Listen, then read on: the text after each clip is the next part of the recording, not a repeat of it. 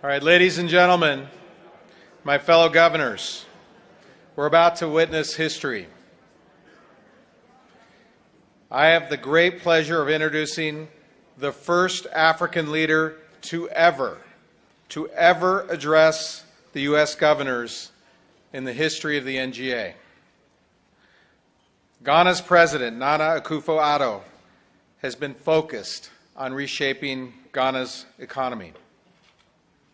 President Akufo-Addo is a champion of human rights, innovations in business, and entrepreneurial ideas to pressing problems.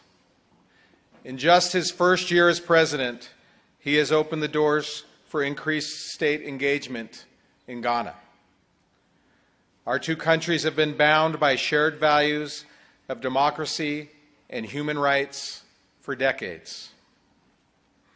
But there is an opportunity for the United States, and particularly these states, to grow this relationship further. This whole winter meeting has highlighted how governors in their states are leaders in innovation. With President Akufo-Addo's focus on developing Ghana's infrastructure, agriculture, and energy industry, states can play a role and leverage the innovations we have made in those sectors. I know I speak for all my fellow governors when I say we are excited to hear how we can work together to grow our economies. Before introducing the President, first we will see a short video on Ghana. West Africa's second largest economy, Ghana. A place of immeasurable beauty, vast resources, and a warm people. When I think about Ghana, I think about the potential. Ghana is a gateway of West Africa because anything Ghana does, the West African other countries start following. Ghana is Africa for beginners. So if you're coming new to the continent, it would be a great place to start. And Ghana is not difficult. Ghana is always one of the top 3 priority countries in Africa. So it is relevant for anybody not in Ghana to seriously review the opportunities within the country and to take the steps to invest in Ghana. The economy is expanding, driven by good cocoa harvests, construction, transport, and increases in gold and oil production. Ghana is quite a new oil-producing country since 2009 with a lot of opportunity for new development. But as well, Ghana now has 2 fields which is operating, the Jubilee field and the 10 field. These semi-finished cocoa products are going to be used by the most well-known chocolatier in the world. The quality is recognized worldwide as being the best one. The business climate is attractive, continuously improving. The private sector is growing, and investments are safe. For the investor who is coming to Ghana, Ghana is very safe. People are very warm, wealthy. Second is they're very well educated. You can train them properly, and they are really, if they train, they are a very good resource over here. There are real opportunities for public-private partnerships in infrastructure development, power generation, manufacturing. Think Ghana. Make it happen.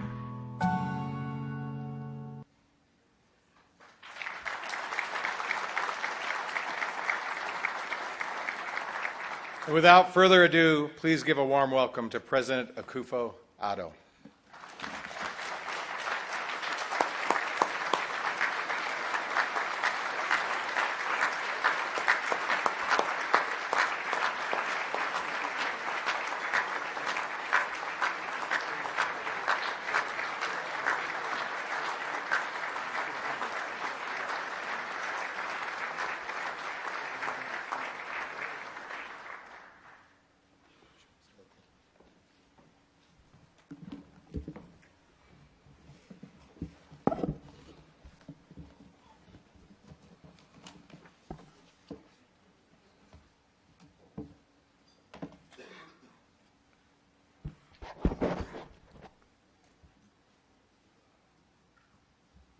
Honorable Governors,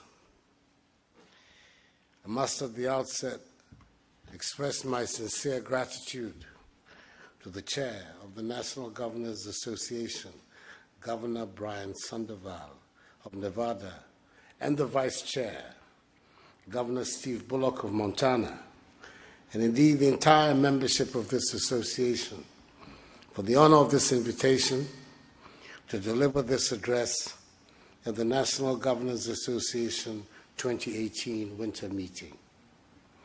The Ghanaian people, the first in sub-Saharan Africa to free themselves from colonial rule some 61 years ago, and pace setters today in the development of the principles of democratic accountability, respect for human rights, and the rule of law on the African continent, are truly appreciative and deeply humbled by your choice of their leader and principal servant to be given the opportunity to address this important annual meeting, which groups together all 50 governors, Republican and Democrat, of the states of this great federation, the United States of America.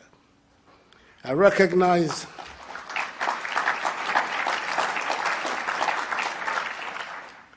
the significance of the moment as being the first leader from the continent to speak at this meeting. I hope that my country, Ghana, and indeed the African continent, will not be judged by any deficiencies of mine. Those are purely personal to me and not at all representative. Let me also express the gratitude of all freedom-loving peoples of the world to the men and women of this great country, the United States of America, the land of the free and the home of the brave. In the 20th century, the United States was largely responsible for seeing to it that the threats to freedom posed by totalitarian ideas such as Nazism, fascism, and communism were defeated. With the rapid spread of democratic values around the world consequent upon that, America's responsibility in this 21st century is to remain the shining city upon a hill, the force of whose ideas inspire greater chapters in man's development in freedom. The space for democratic engagement, importantly in Africa, has certainly widened. In my country, we have decided to make a full fist of it. In the era of the Fourth Republic, we have experienced the longest uninterrupted period of stable constitutional governance in our history, banishing the specter of instability that disfigured the early years of our nation's existence. Indeed, on 7th January last, we celebrated its silver jubilee. Democracy, equality of opportunity, and respect for human rights, ideals which have stood the test of time, have now found firm anchor in our body politic. We have had 5 successive presidents in the Fourth Republic, with peaceful transfers of power from a governing to an opposition party on 3 separate occasions, the latest being in 2016, which brought me to office. Honorable Governors, my party, the New Patriotic Party, and I won the 2016 elections because the Ghanaian people were dissatisfied with their living conditions and the direction in which Ghana's economy, and indeed the country, was headed.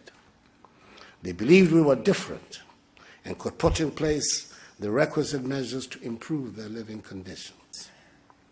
My government's program of economic transformation is hinged on restructuring the institutions of our governance, modernizing our agriculture to enhance its productivity, a clear industrial policy, and rationalizing the financial sector so that it supports growth in agriculture and growth in manufacturing and industry. In my view, that is the way we can build a resilient economy and lead Ghana to a situation beyond aid. That is indeed our goal, a Ghana beyond aid, A Ghana capable of mobilizing its own material and human resources to build a strong economy, capable of generating prosperity for the mass of her people. A Ghana no longer dependent on handouts and charity.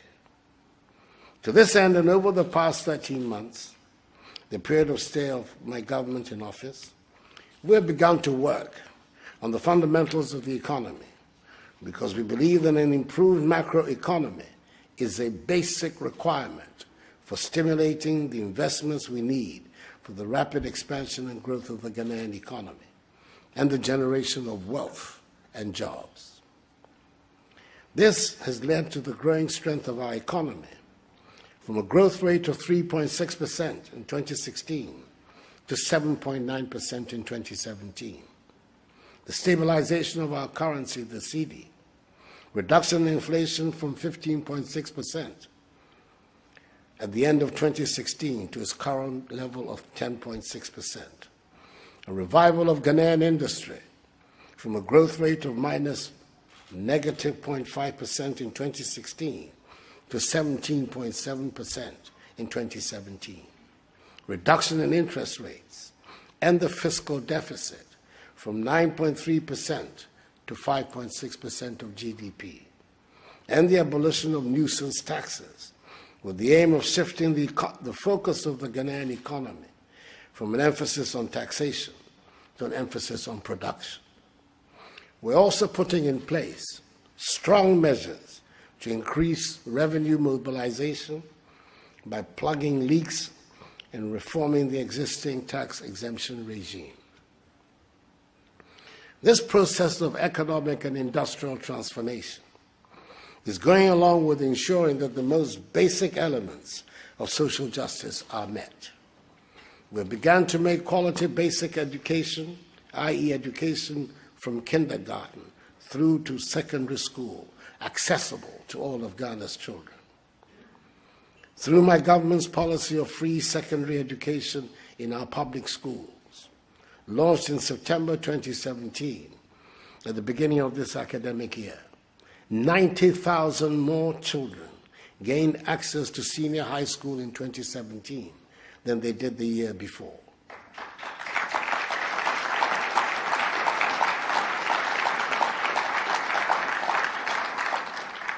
Equally, accessible health care to all our citizens through an efficient and financially self-sustaining national health insurance scheme is a crucial goal of my government.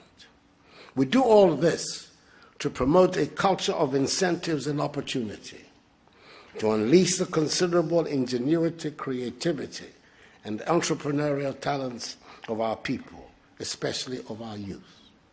This is the surest path to national prosperity, bolstered by an enhancement of public accountability. Last Friday, before my departure for this visit, I appointed the first special prosecutor in our history, a known, respected anti-corruption crusader, whose task will be to deal exclusively with issues of corruption and hold public officials, past and present, accountable for their stewardship of our nation's public finances. A key challenge of our economy, like many other economies in Africa, is our infrastructural deficit. We're embarking on an aggressive public-private partnership program to attract investment in the development of both our road and railway infrastructure. We are hopeful that with solid private sector participation, we can develop a modern railway network with strong production center linkages and with the potential to connect us to our neighbors to the north, i.e. Burkina Faso, the west, i.e. Côte d'Ivoire, and to the east, i.e. Togo. Apart from prosecuting the agenda of building with the private sector at least one factory in each district of Ghana, the time has come for Ghana to develop strategic industries out of its abundant natural resources of bauxite and iron ore. We shall shortly establish an integrated bauxite aluminum development authority to assemble the relevant financial resources for the systematic exploitation and development of our bauxite deposits. By the same token, we've decided to exploit our substantial iron ore and manganese deposits situated in the western and northern regions of our country to build an integrated steel industry to serve the needs of our country and region. We're making systematic efforts to develop our new oil and gas industry, into which ExxonMobil has just appeared, signing on 18th January of this year a major offshore oil and gas exploration and production agreement with Ghana. We're determined also to establish the relevant petrochemical industry to take advantage of the growth of our oil and gas industry. There is a lot of opportunity for American capital, technology, and enterprise in Ghana and indeed in Africa. And we welcome companies from all your states to participate in the exceptional opportunities that exist in our country and on the continent. We appreciate the continuing support offered to our country and to the financing of our budgets by the American people and their government. Thus, towards the holding of the 2016 elections in Ghana, the election which brought me to office, the United States contributed some $7 million towards the holding of that election. We received $547 million from Millennium Challenge Compact 1, negotiated by the Kufuor government with the Bush government when I was Ghana's foreign minister. It was satisfactorily completed. Under MCC Compact 2, negotiated by the successor Mills Obama governments, nearly $500 million is being invested in Ghana to improve power generation. Nonetheless, I believe the time has come for a new form of partnership between Ghana and the United States of America. We are not disclaiming aid, but we do want to discard a mindset of dependency. It is unhealthy, both for the giver and the receiver.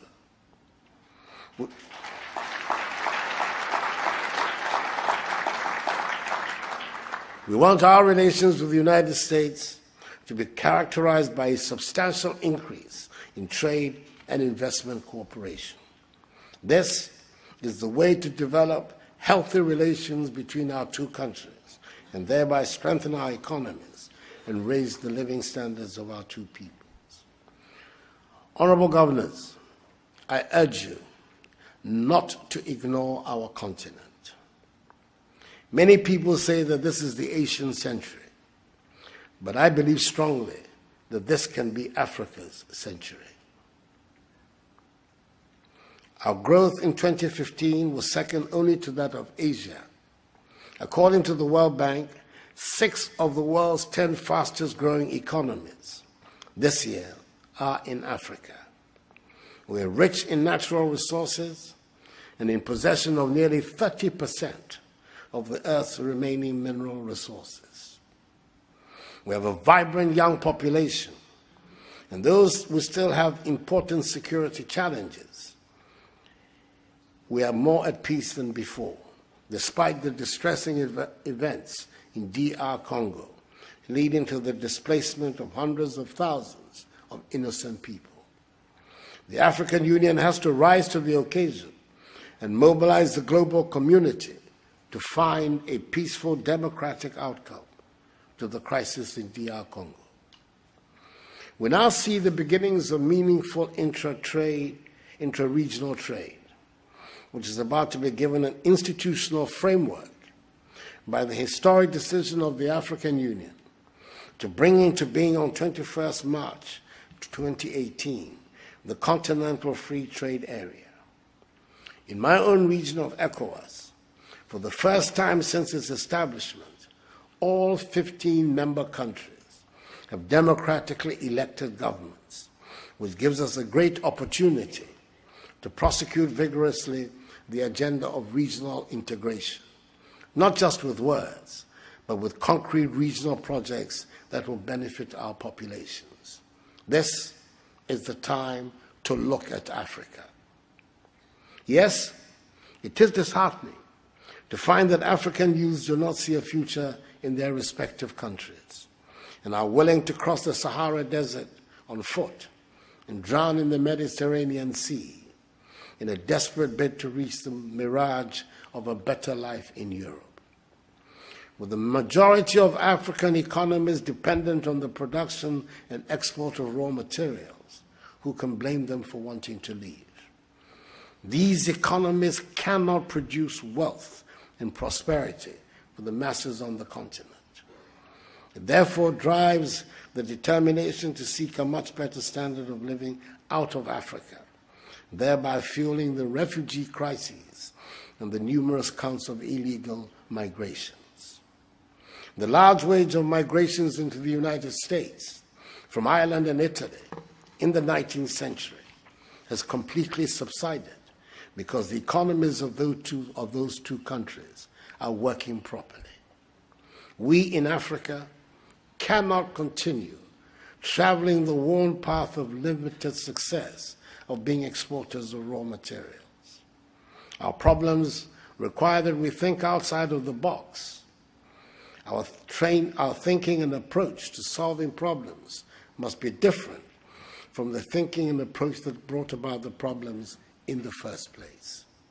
The only way to ensuring prosperity for Africa and jobs for our young populations is through value addition activities in a transformed and diversified modern economy in which we take full advantage of the digital revolution. In other words, the industrial development of our continent. And we are determined to ensure the realization of this so that our young people can stay and devote their great energies to the building of a great Africa. It is worth recounting at this juncture the inspiring words of the American politician William Jennings Bryan, that, and I quote, "Destiny is not a matter of choice. It is not a thing to be waited for. It is a thing to be achieved," unquote.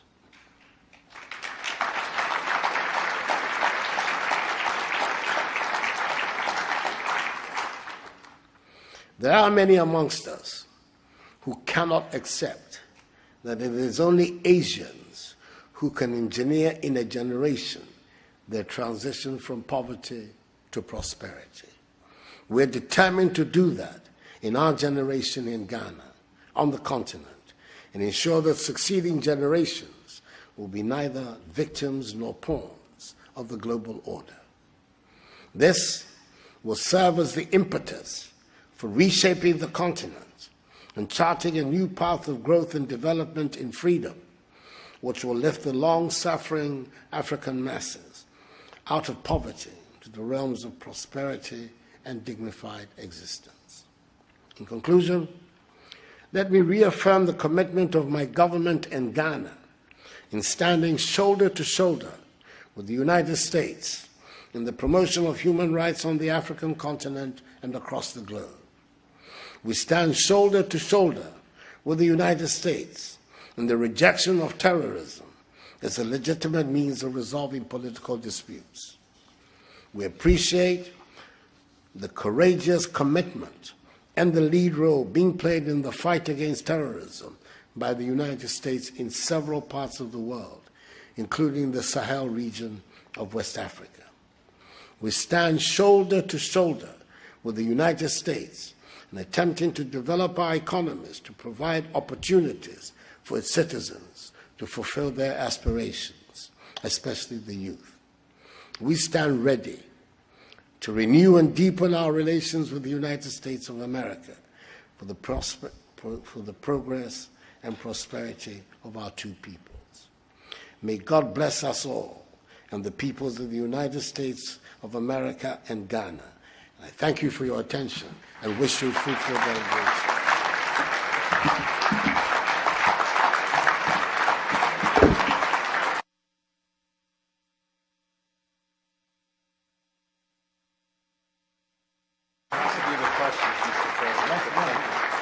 That was very inspirational. Thank you for making history. Yes, please.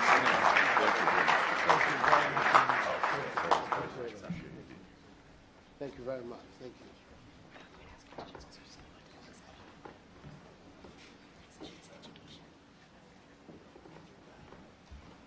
you. And thank you, ladies and gentlemen, for being witnesses to history. Truly an inspiring speech by the President, and we are going to move into our next session on education. Thank you.